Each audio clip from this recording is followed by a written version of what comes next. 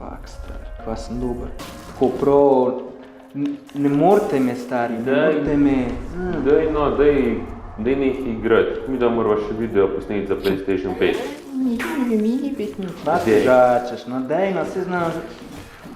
Ne. Fuck, ne no, zdaj so me pa fintali. No evo, zdaj greš pa lahko snimat. Sam še. A daj nekaj.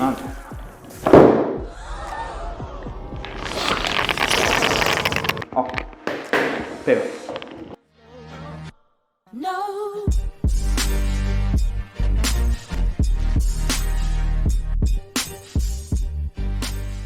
Živijo, sem Andraž iz The Sweet Tech TV in danes bom rekel eno besedo ali pa dve o novi Sonyjevi igralni konzoli PlayStation 5, ki je bila razkrita pred kratkim, par dni oziroma tednov nazaj, ker sem tudi jaz občasen igričar, kakšno špilo na vsake toliko časa obrnem, se mi je nekako zdelo primerno, da malo pokomentiram to tematiko.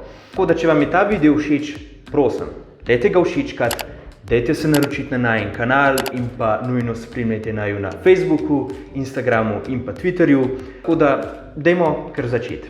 Ok, glede mene in mojega igričarstva. Moja prva konzola je bila PlayStation 3, sem jo kupil leta 2006.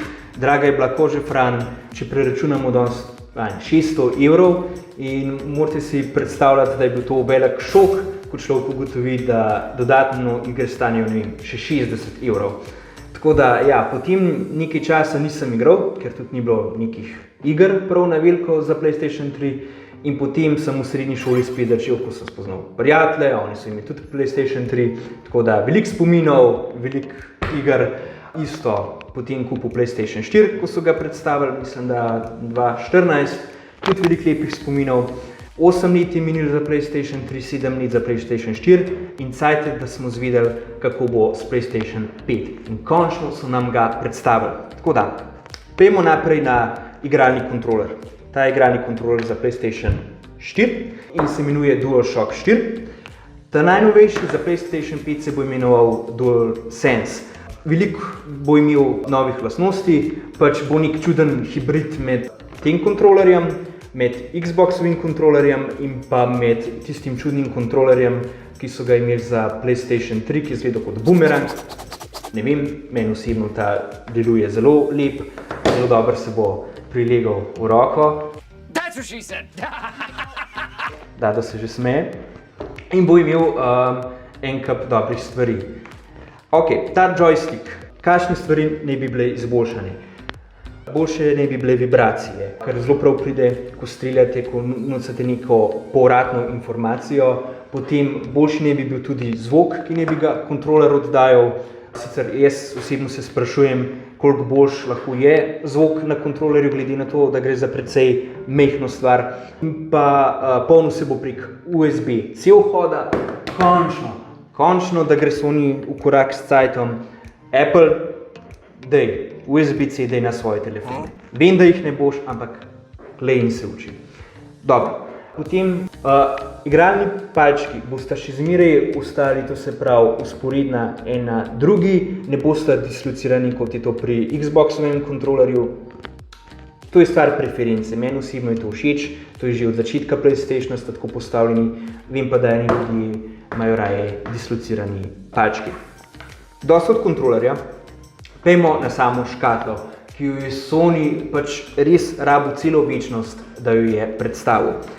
In ko jo je predstavil par dni nazaj, je internet pograbil to predstavitev in začel na polno delati mime od nove škatle, ki naj bi izgledala kot router ujet med dve beli mapi, potem naj bi izgledal kot kljun od Jake Racmana. Meni osebno je škatla všeč, izgleda podobna nekemu računalniku za igranje videoiger, ki so ga pač spravili v obliko konzole, je nekako unikatna, mogoče si želim, da bi bila še v črni barvi, ampak res ima nek svoj duh, neko svojo prezenco in mi je zelo všeč. Za razliko od Xboxove konzole, ki izgleda kot tisti monolit iz 2001 vesoljske Odiseje. Če ste kdaj gledali. Zelo lep dizajn, zelo lepo paše noter v dnevno sobo. nima pa neki duše, no, tako da PlayStation dizajn je lepši, ampak to je pač moja preferenca. Zdaj, sicer Xbox ne bi bil kao boljši, močnejši, predvsem močnejši od PlayStation 5, ampak to bomo videli, kako bo to v resničnem življenju izgledalo, ko bomo pač igrali video igre. Sicer pa, najbolj pomembna informacija, PlayStation 5 bo izšel v dveh verzijah. Ena verzija bo lahko brala diske, druga verzija bo samo digitalna različica. Kaj zdaj to pomeni? Čisto preprosto po slovenski. Tista, ki bo lahko brala diske, če imate stare Blu-ray videe, če imate stare igre od PlayStation 4 ali pa boste imeli nove igre od PlayStation 5, lahko boste, recimo, utaknili, tukaj ni diska noter. Jebeš. Lahko boste utaknili v PlayStation 5 in se bodo predvajali, zato ker bo tudi PlayStation 5 bo kompatibilen z igrami za PlayStation 4. Verjetno ne bo kompatibilen z igrami za PlayStation 3, ker to je bilo zgrajeno čisto na neki svoji arhitekturi, ampak za PlayStation 4 bo poskrbljeno, lahko boste predvajali brez problema. Bo pa ta verzija verjetno dražja in sicer nekako ocenjujejo, da tam 500 €. Digitalna verzija ne bo brala ploščkov.